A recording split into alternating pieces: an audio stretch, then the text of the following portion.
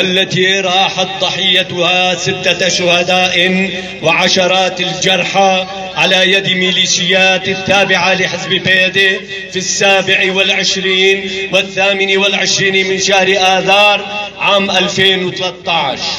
وما يزيدنا أسفا وحسرة أن هؤلاء الشهداء استشهدوا بأيد كردية، حيث أحدثت جرحا عميقا ما يزال ينزف.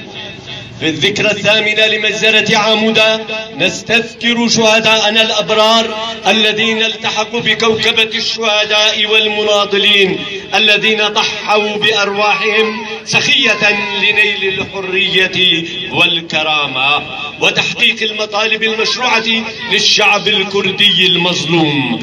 إننا في المجلس الوطني الكردي محلية عامودة نبين لأهالي مدينتنا وللرأي العام في الداخل والخارج أن المجزرة التي حصلت لم تكن جريمة عادية، بل هي جريمة جنائية وسياسية وأخلاقية الهدف منها خلق فتنة كردية والاقتتال فيما بينهم وضرب الحركة الوطنية الكردية والعمل الكردي المشترك ونسف كل تفاهم ممكن يستطيع الكرد من خلالها تحقيق مطالبهم المشروعة.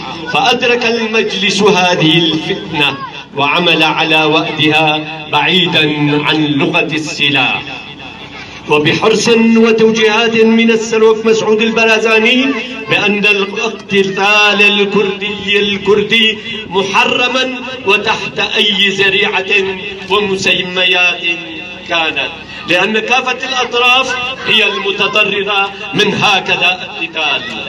الأخوات والأخوة، نبين لكم بأن مبادرة المصالحة من الأخ مظلوم عبده قائد قوات قسد وتشكيله لجنة صلح من قبله وتحت إشرافه من أهالي عامودة مع كل تقديرنا لجهودهم، وبعد عدة لقاءات مع اللجنة المكلفة ومراسلات مخطوطة بيننا وبين قائد قوات القسد في الوصول إلى صلح شامل لهذه المجزرة، كانت هناك نقاط إيجابية من الاعتذار والاعتراف بمسؤولية قوات يبكة بهذه الجريمة، وأن هؤلاء الشهداء هم من أبناء عامودة المعروفين بانتمائهم الوطني والقومي، ولا صلة لهم بكتيبة 313 المزعومة التي روج البعض لها، لكنها لم تكتمل حتى النهاية كونها لم تحقق مطالب ذوي الشهداء. نحن في المجلس كنا وسنكون مؤازرين لهذه المبادرة التي أطلقها الأخ مظلوم عبده، وسنعمل سوية على إنجاحها بما يليق بالشهادة والشهداء وذويهم وكرامة أهل عامودة.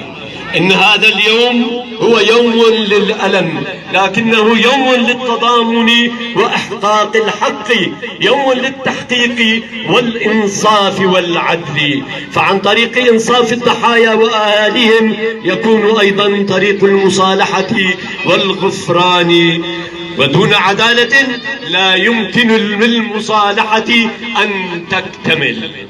وحول الحوار الكردي إن المجلس الوطني الكردي جاد ومستمر بكل مسؤولية على إنجاحها والوصول إلى اتفاق واضح وصريح، وإن توقفت من الطرف الآخر وتحقيق مطالب شعبنا بحقوقه المشروعة وحقوق المكونات الأخرى. وهناك إصرار أمريكي على استمرار الحوار وإنجاحها وبمدة زمنية محددة. المجد والخلود لشهداء مجزرة عامودة ولشهداء الكرد وكردستان. المجلس الوطني الكردي محلية عامودة.